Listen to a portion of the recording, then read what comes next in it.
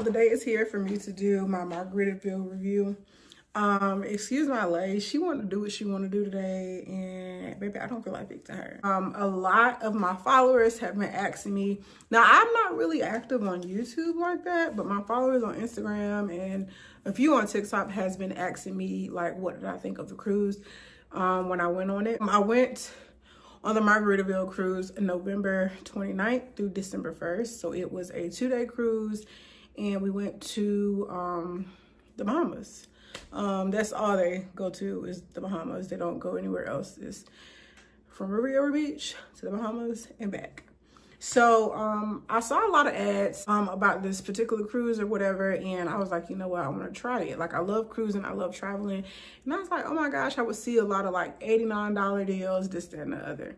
So I am going to start all the way from the beginning to the end of the cruise. I'm going to go through the booking process. I'm going to go through just everything in regards to this cruise, because I see a lot of people do the Margaritaville like reviews and stuff, but they saying bits and pieces. I'm gonna give you the whole rundown. So make sure y'all comment, like, and subscribe if y'all need some more real travel reviews, because your girl is gonna do it. That's not the focal point. This is not a hair video, so let me just put these glasses right here to distract y'all. Okay, so the booking process with the Margaritaville is super easy. You go to Margaritaville at sea. I booked the Black Friday deal, so it was like $89 a person.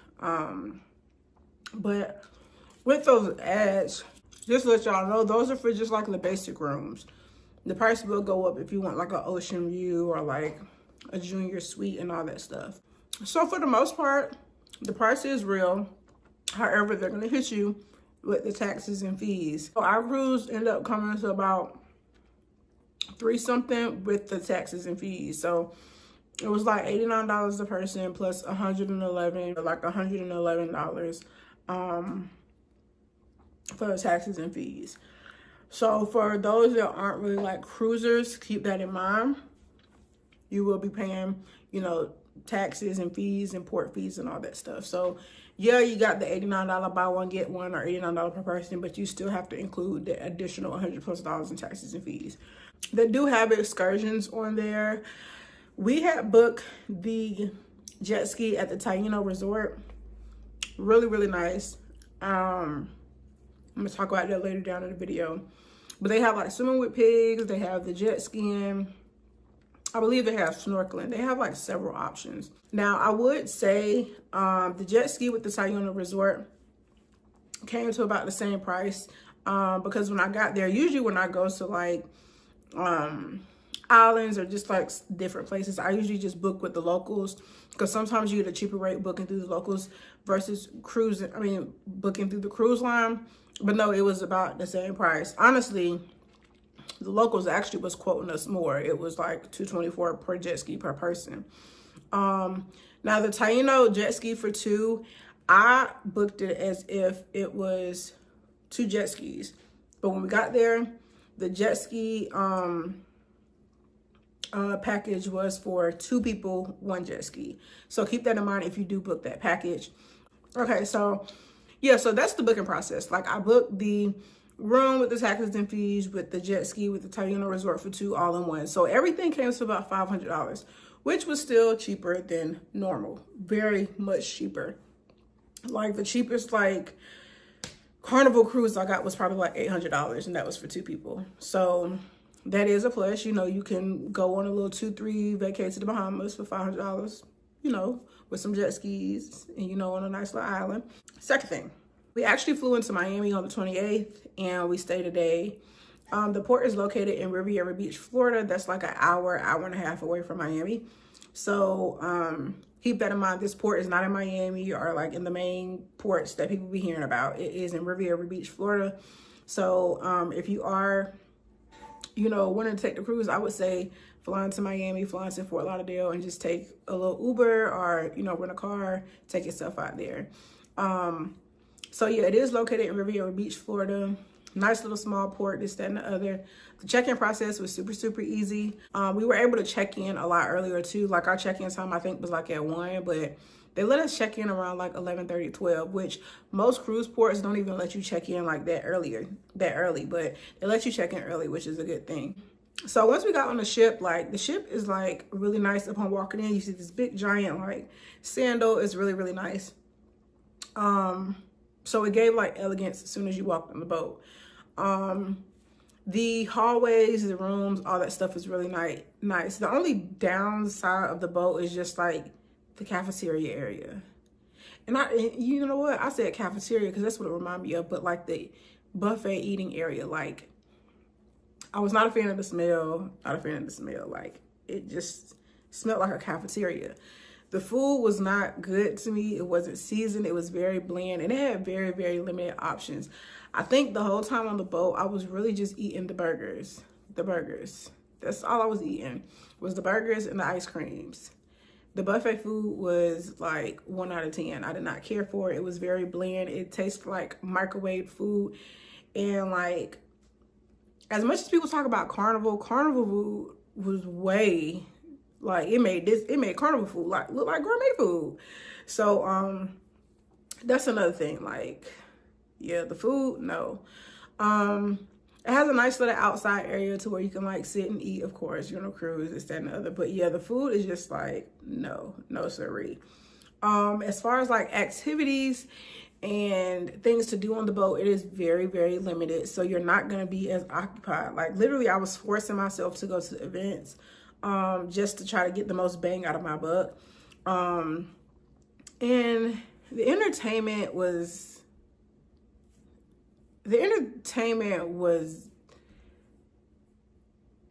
it was very childish. It was very like beginner friendly. Like it was very beginner-esque.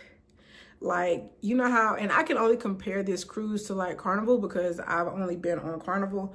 But yeah, this was very like Barney. It gave like Fruit Loops. Like it just, I don't know, the entertainment is not for like, you know, young couples, this, that, and the other. It gave very kiddie. But it's not really a kiddie ship. There's a little Caribbean production show. You know, they did tell us like the crew that was performing was a new crew, but I still feel neither here nor there. The whole script was very like cheesy, very corny. Like, of course, like kids probably would have enjoyed it, but that's not nothing that I would have expected seeing at 30 years old. It was just very childish. And then when I heard of like Caribbean production, I'm like, oh my God, like this is gonna be lit. It was very like kids bop. That's what it gave. It gave very kids bop. That brings me to another point. It's not really a kiddie ship because I can literally count on one hand how many kids there were on the boat. And probably it's because of the time frame I went.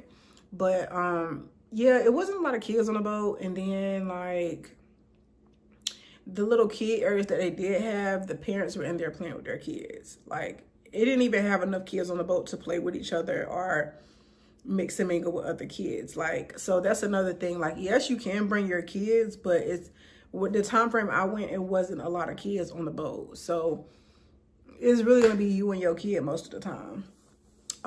But yeah, that, you know, going back to entertainment, and y'all, I tend to like ramble and go all over the place.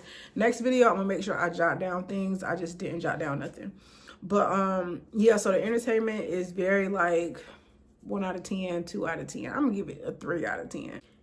They don't have an app to where you can keep up with the events like most cruise lines do. So you go to the front desk and you get a paper with the list of events and you just keep track of that paper. And yeah.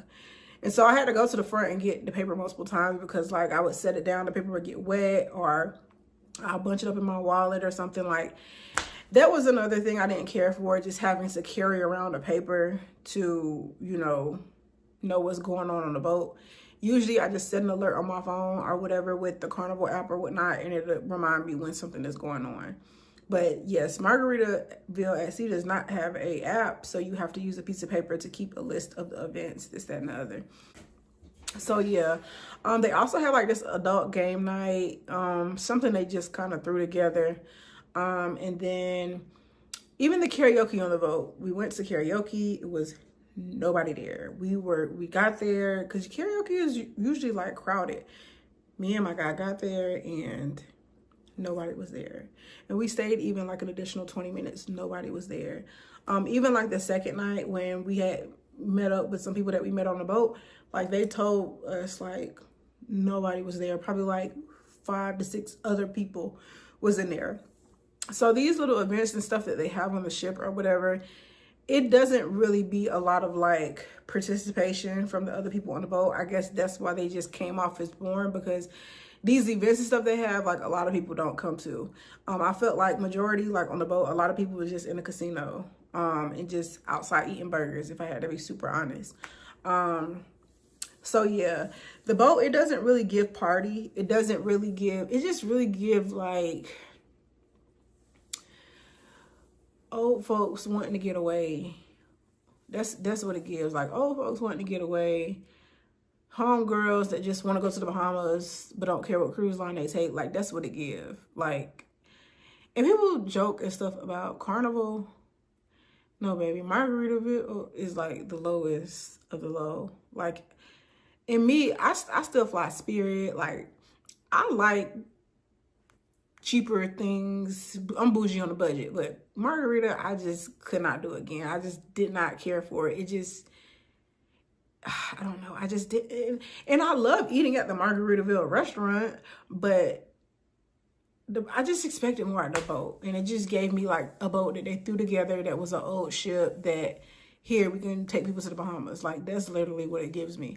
But the staff and stuff was friendly. Like, the staff and stuff was very friendly. And then fast forward to like when we actually get off the boat. So y'all, they have us meet in like this area where everybody is meeting at. They have us meet in this area, and we was like on the 9th floor or whatever. And everybody that was in our group that was going to the jet ski and Taino Resort or whatever, we were all in like one little area, and they all took us. We got off the boat on like deck 3, this, that, and the other. And we walked through like, when we got off the boat, we walked through like this warehouse type thing. No, I think we walked through customs. Then we walked through like this back gate. Then we walked through this building. Then it took us out to like where the drivers and stuff is. It was just really sketchy when we got off the boat. Like, you know how usually when you get off at other boats, it'd be like all the locals there, this, that, and the other. It took us through like, yeah, it just took us through, I don't know. It was just very sketchy when we got off the boat. So we end up getting on the transportation, because transportation was included. We end up getting on the bus, headed to the Taino Resort. We was talking to the driver. The driver was really, really friendly. We end up getting to the Taino Resort, and then at the front was the people that we met with for our jet ski and our tour and all that stuff. First off, I got really rude vibes from the jet ski people. I'm not gonna even lie. Now, my family is West Indian, but these Bahamians that they got running these jet skis were very, very rude. But over time, they kind of loosened up this, that, and the other. But I just feel like I'm spending my money with you. Like, greet me, say hey, say something. It was me kind of initiating the conversation. So that's one. So yeah, they took us over to the, like, with the jet ski and stuff. Where we gonna get on with the jet ski. We were able to put our belongings in the compartment because they said we couldn't, you know, leave our stuff here. We had to take it on the jet ski with us. So when you get off the boat, just take a small bag. Don't take anything big because it just has to fit in the jet ski. Or you just gonna leave your stuff and nobody ain't gonna be watching it. So thankfully I grabbed like small bags and small items to where I can put in the jet ski. So we get on a jet ski. A little mishap happened to where, you know, one of the group members were kind of rocky on the jet ski. So we had to cut our trip a little short because it was just prolonging it, you know, with one rider not being that efficient on a jet ski. So he ended up giving us like another excursion at once. So we ended up going swimming with the pigs. And it was real cute. We had fed them like apples, this, that, and the other. So it was really, really cute. And that excursion, I think, was like 2.5 hours. We ended up coming back to where we met them at originally. Then we ended up going to the Taino Resort. They have their own beach here and the other. They have a swim up bar. They have their own restaurant on property. The restaurant food was really, really good. I love sandwiches, so I got a sandwich. My guy, he got a burger. It was really, really good. It had like jelly and like blue cheese on it. It was so good. I don't even remember the name of that burger. It was so good though. But yes, Hyena, they have a restaurant. They have their own beach. And then they have a swim up bar. The swim up bar, drinks were really, really good. The water was freezing cold.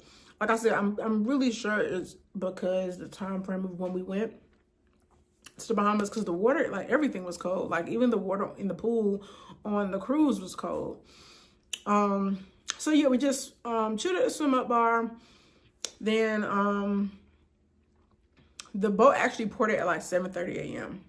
We was supposed to be back on the boat by, I believe, 4:30. So around 3:30 we was waiting on our driver to come pick us up. He picked us up, took us back to the boat.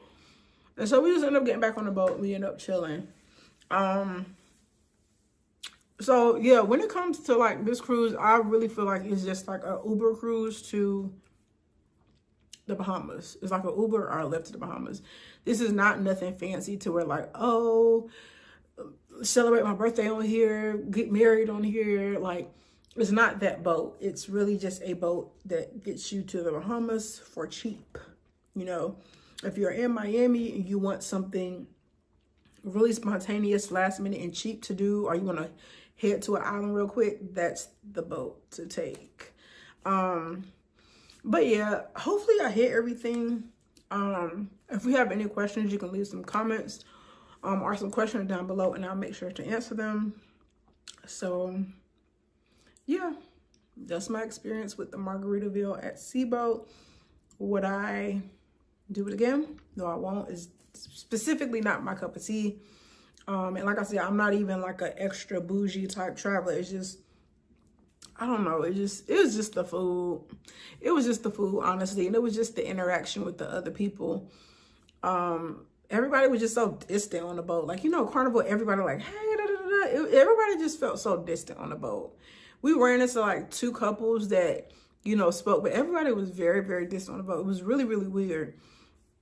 So any questions, comments, concerns, anything else you want to know, just make sure you leave in the comment section down below. And yeah, next time I'll make sure I make a list so I won't be all over the place, because I feel like I'm all over the place.